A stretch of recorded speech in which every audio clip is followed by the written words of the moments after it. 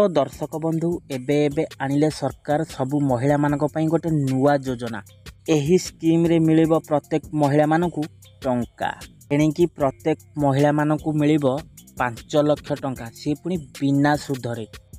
SHG group रे थिबा 2 कोटी महिला को लक्षपति करिवे सरकार।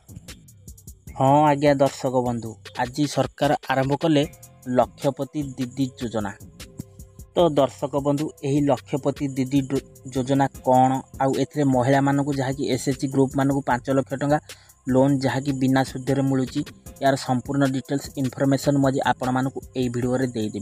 तो ता पूर्व आपण मानकू अनुरोध, एबे ही प्रथम थर पई जदि वीडियोटा को देखुछंती वीडियो को गोटे लाइक कर दियंतु, आ ता संगे संगे मनवाना मनीराइडी चैनल को एबे ही सब्सक्राइब करी पाखरे आसुवा घंटी बटन को ऑल रे दबाई न, आ दया करी वीडियोटा को शेष पर्यंत देखंतु, नले आपण माने जानि परिबे नै। हेलो फ्रेंड्स, नमस्कार, जय जगन्नाथ। मु मनुआ आपण मानकू स्वागत करूची आजिर आउ एक नुआ दमदार वीडियो रे। तो दर्शक बंधु जहाँकि आपण माने देखि पारुथे आरंभ हैला लक्षपति दीदी योजना। यही लक्षपति दीदी योजना रे टंका देबे सरकार, आउ अकाउंट को गला 6000 कोटी टंका। आज महाराष्ट्र रु लक्षपति योजना रे टंका अकाउंट को पठैछंती आम भारतर प्रधानमंत्री नरेंद्र मोदी। आपण माने ए डिस्क्रिप्शन में पूरा देखि पारथे, मु आपनको एबे क्लियरेंस सहकारे देखै दउची। तो दर्शक बंधु आज महाराष्ट्र रु लक्षपति योजना रे शुभारंभ करिसती आम भारतर प्रधानमंत्री नरेंद्र मोदी, जहाँकि महाराष्ट्र जाल गाँव रे लक्षपति दीदी सम्मेलन रे जोग देई हिताधिकारी महिला मानक अकाउंट को 6000 कोटी टंका पठाइछंती आम भारतर प्रधानमंत्री नरेंद्र मोदी। यही योजना रे जहाँकि लक्ष लक्ष महिला लक्षपति होइथिवा सभारे कहिसंती मोदी भाषण मध्य देइछंती। भारतर नारी शक्ति सबुबेले देश और विश्वर भविष्यत निर्माण बड़ योगदान करिसंती, जहाँकि विकसित भारत गठन रे नारी शक्ति बड़ आगे योगदान रही।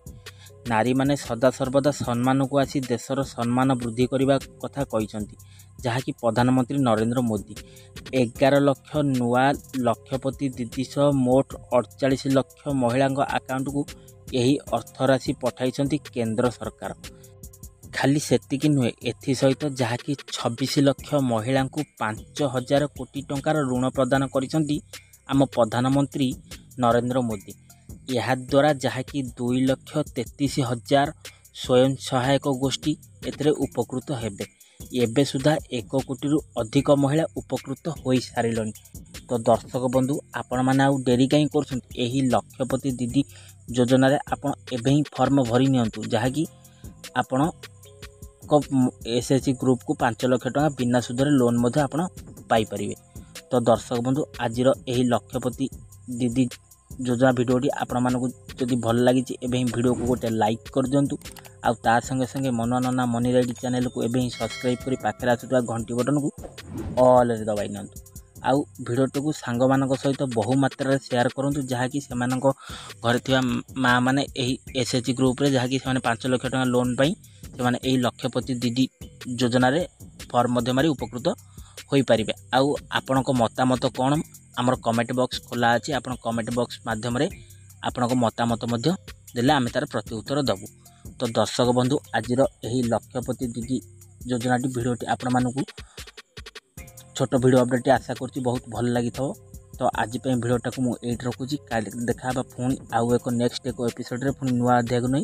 से पर्यंत मते विदाई दियंतु, रहुछि, नमस्कार, टेक केयर, बाय बाय, जय जगन्नाथ।